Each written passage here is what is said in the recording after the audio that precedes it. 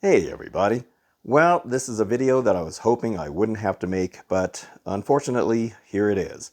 So, those of you who've been watching my channel or following this build series, I've been building the Enterprise D from Eaglemoss, and honestly, I'm giving up on this thing. I give up. It seems like there is just problems after problems with this kit. There's been supply issues and supply problems, and I understand that a lot of that is probably not Eaglemoss's fault, but it's not just the supply issues, it's just the kit itself. The more I build this thing, the more I'm realizing how much I don't like it, and also, I don't want to spend till the year 2028 building this thing because of all the delays. So, in case all of you are not familiar, this is a subscription-based kit. Or a part work kit, and so what that means is you get 4 stages of parts per month to build this kit. So this is what a stage looks like. It's a package of parts. They're numbered, like this is number 39, and you get parts for each one of these. So they send you 4 of these per month. There is 120 of these stages, so that means it's going to take you 2.5 years to build this model, which I knew going into this project that was going to be the case, but I figured they'd at least maybe bump you up to where you can get parts quicker. So early on in this build, I did go for a bundle pack that they offered where I got 24 stages of parts. But unfortunately, when I got that delivery, stage 20 was missing. So there we were already having problems right off the bat. Plus, the customer service lady down at Eaglemoss gave me the wrong information. She told me that I'd be getting 24 stages of parts like this per month. Well, that ended up not being true because the following month I only got 4. And the gentleman said, no, he says that was a one-time deal, and I don't know why the lady told you that. So I was back to getting 4 stages per month. Probably about maybe 3 months ago, I did get an offer to where I could get 4 stages per week. And I thought, well, that's great. I can get this thing done a lot quicker, maybe get it done in about 6 months instead of 2.5 years. Well, since then, I'm lucky to get 4 stages per month. There is constant delays on these things. They're always out of parts. So right now, I just finished a video. Well, I finished it a while back for stages 47 through 50, and I'm not even sure I'm going to upload that video now. I've been waiting for stage 52. It's been out of stock for what seems like, I think it's been a couple of months now, and I still haven't gotten, those parts. So I've been stalled for another 2 months getting parts. And Eaglemoss, they don't tell you anything. They don't email you. They don't let you know what's going on. There is no communication with their customers whatsoever, so you don't know what's going on. You're just left hanging, and it seems like I'm having to call Eaglemoss every 2 weeks to find out what is going on. In the meantime, they screwed up with stages 35. Once again, I got the wrong information from a customer service rep who skipped the part, and then I was told that it wasn't skipped, and then it took me 4 months to get stage 35, another delay. And I mean, they don't even know what's going on down there. One customer service rep tells you one thing, and you get the wrong information, and the other customer service rep tells you another. And I mean, it's just been a circus of errors through this entire thing. So it's not just the supply of not being able to get this built because you can't get the parts, but it's the model itself. The more I build this model, the more I realize just how overly engineered this is. I mean, look at this mess that we got going on in the saucer. There's probably well over 100 LEDs that's going to be in this thing. This could have been done so much easier had they just really thought it through. For one thing, I mean, there's some of these panels here, they have 3 LEDs in them, and some of these panels only have maybe, 6 windows, and you got all these LEDs lighting up just a few windows. It's just overkill completely on the LEDs. They could have used LED strip lighting in here, or even just had a circuit board that's a strip that's curved that fits in here, and do maybe two rows of it, and spread the light out through these panels. Instead of this method where they got this reflector, and there's the LEDs are sandwiched between the reflector and the actual panel piece on the outside, they could have used like they did with the Bondi Voyager kit and the Bondi Refit Enterprise kit, where they had clear panels for the windows, and they had these pieces of plastic that kind of snaked through, and they had central lights in the middle, or however they did it, like central LEDs. In this case, they could maybe use 15 or 20 LEDs that shine through those plastic pieces that pipe the light through, kind of like a fiber optic thing. I mean, this is just totally overkill. And I mean, this isn't even all the lights. There's going to be more here for the sections that I didn't finish. And then the bottom part of the saucer. I mean, look at all these things you're plugging into here. And there's another PC board that's supposed to go back here. I mean, this is just so overdone. It looks terrible. And if you look at the other side, I mean, this looks good. It looks good. I'm not going to say that it doesn't. But I think just about everybody's least favorite part of building this kit is these windows. These windows are all individual little pieces in here. Instead of having a solid clear piece with the blacked out windows painted already in, and you just put that in there, you have to put all of these in individually. I mean, nobody wants to do that, and nobody's enjoying it. This could have been a one-piece thing for each panel, or maybe they could have even had two panels put together. And these things, the escape pods, same thing. They could have had just a solid piece that you just insert into these. Or better yet, just mold these into the panels. Why do these even have to be separate things that you have to put in there? Just mold them in there, because the prototype model that I'll show you on the magazines, the instructions, those look like they were actually just molded in. These things are not done that way. So, I mean, yeah, I mean, just no thought was put into this at all. I don't really understand why they went with the methods that they did. While we're on the subject about the lighting, I just want to show you now, this looks great. I mean, it looks really cool, and I like the way it's looking, but unfortunately, this thing is riddled with light leaks all over the model. I mean, you can see here, even between the blacked out windows, there's light leaks coming all through this thing. Everywhere you look. There's light leaks coming through the escape pods, and there's light leaks coming through the actual panels. Over here, you can see there's a really bad one right there. This one here I discussed in one of my videos. I mean, look at how much light is bleeding through here. This one here is inexcusable. They didn't even put that little ridge in here like they should have, like all the rest of these. And you can actually see the reflector down in there. It's like they forgot to mold that ridge in there. There's another one of those right over there. Well, actually, that one's pretty bad, but there's another one over here. I mean, it's riddled with light leaks all over this thing. It looks terrible. I mean, for a $2,000 model, and yes, that's how much this thing is going to cost when it's all done, $2,000, and you've got light leaks all over this thing. So there's people doing all kinds of modifications to try to get rid of those, and they're putting black tape in there, or they're putting putty in there. I mean, this is a $2,000 kit. You should not have to be doing all these modifications to it. It should be ready to go when you build it. That's why you're spending that kind of money on something like this. Here's the underside of this kit now, and you can see how there is just a ton of lights in this thing. I mean, surely there could have been a better way they could simplify the way this thing is done. And there's going to be another PC board somewhere over here, so there's going to be 3 of them, because the bottom part of the saucer's got lights like that too, but there's not as many windows, thankfully. But I mean, this is just so overdone. I mean, I don't know. They could have done this so much better. With enough space in here, they could have found a better way to do this. And yeah, I just really don't think they even thought this thing out. Now, here is the neck. This is all done. I've actually finally completed this part, but it's got this unsightly switch down here to turn on the lights. And while the lights look, good, once again, you got light leaks all over the black. And this actually was a solid piece of plastic back there, and yet light is coming through there. I mean, look at those right there. They don't even look darkened. I mean, that looks really bad right there. The whole thing looks really off. And the worst part is you got this horrible light leak on the front right here. Look at that. On the front of the neck, I mean, these don't even fit together the way they're supposed to make that, so it's sealed. You have to almost put something in behind there so that the light doesn't come out. And I've seen people doing that. I mean, you can actually see down inside of it.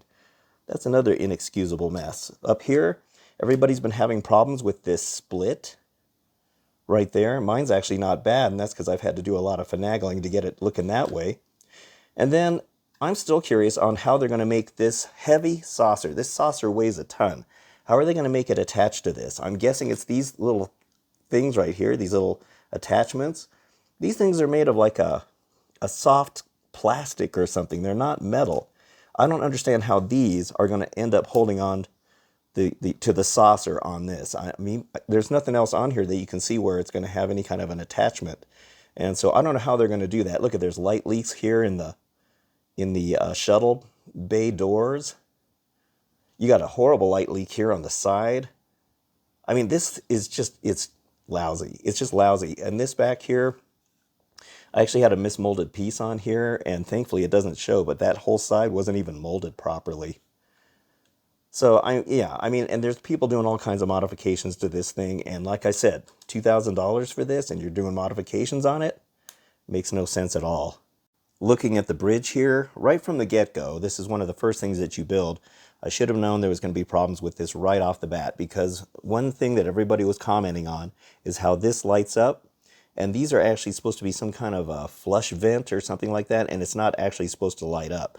And then, so it's one thing that it's not supposed to light up, and Eaglemoss decided to light it up, but then they only decided to light up just the one and not the other side. That has no light in it. It's just a black insert.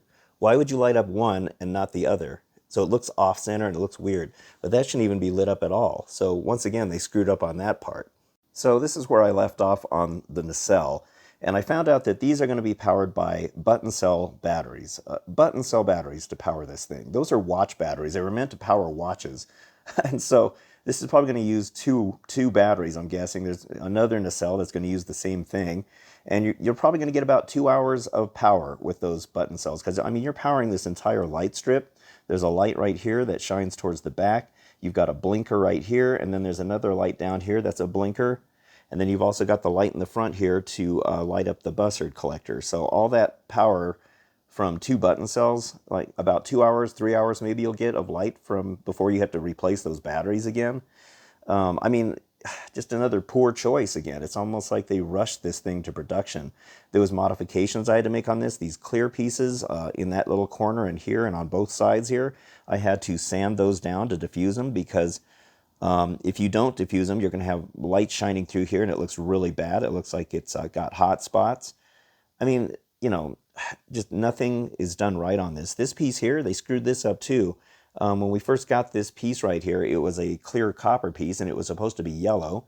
And then recently they sent us a replacement part and it was orange. It was still the wrong color. I mean, is anybody down there at Eaglemoss actually looking at the Enterprise D and you know, really looking at what is supposed to be what on this model? So yeah, I mean, you know, more modifications, poor battery choices, or batteries in general. I just can't understand why they are going with what they're going with. If you look at the magazines for the instructions on this, the model that they show on the cover of this is a prototype. It's not even the model that you're actually building. I mean, I don't know if there's lights in those engines or not, or if it's just light that's coming through there, but you can see that none of the windows light up. I mean, the model kit actually looks kind of different. You can see that the escape pods all stick up at the same height, like they're molded in, while on the actual model, they're just separate pieces, and they all kind of sit unevenly. You can run your finger over these, and some of them sit down further, and others pop out. Same with these windows. You can hear the rattling noise, because some of these are just loose, and some of them stick up really high, some of them stick down there kind of low. I mean, there's no evenness to any of the way that those things sit on the model. And so all these pictures here, it's not even the model you're building. See, no lights right there. So whoever built this kit, I mean, that doesn't light up either. Whoever built this model didn't have to go through all the problems that we've all had as customers building this kit, because they never even had to put lights in here. Those look like just inserts that they stuck in there.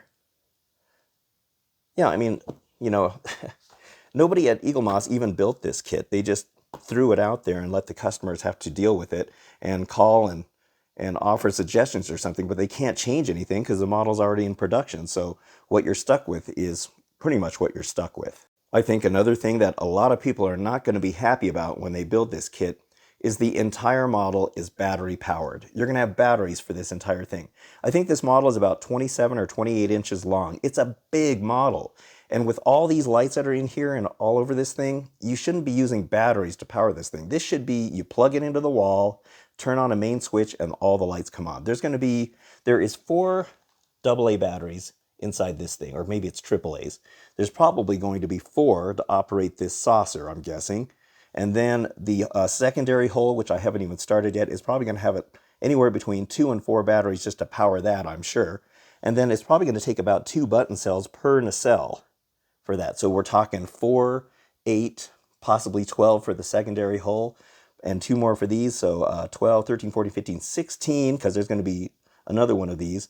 And then I think the base lights up, and that's probably going to be battery operated as well. So you're talking about close to 20 batteries to run this thing. I mean, wouldn't they have thought that that's just a little bit overkill when it comes to batteries, and just power this whole thing by just plugging it into the wall?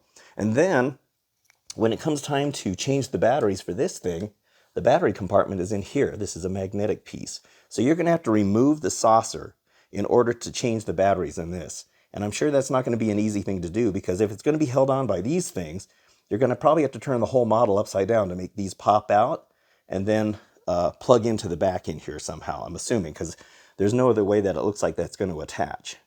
So, I mean, who's going to want to mess with that? And then I'm not sure, but with the deluxe version of the display kit, the display case, I should say, I think there's an acrylic cover on it. So every time you want to turn on the lights, you're going to have to take the acrylic cover off, flip the switch on to turn this on, flip the switch to turn this on, flip on the switch to turn on the secondary hull, flip the switch to turn this one on, and then flip the switch to turn on the other one. So there's 5 switches, and then there's probably another switch to turn on the base. So 6 switches and probably 20 batteries to run this entire model. I mean, makes no sense to do it that way. I just think it's just, I don't know, the more I build this thing, the more I'm realizing this is just a mess. This whole thing was a mess.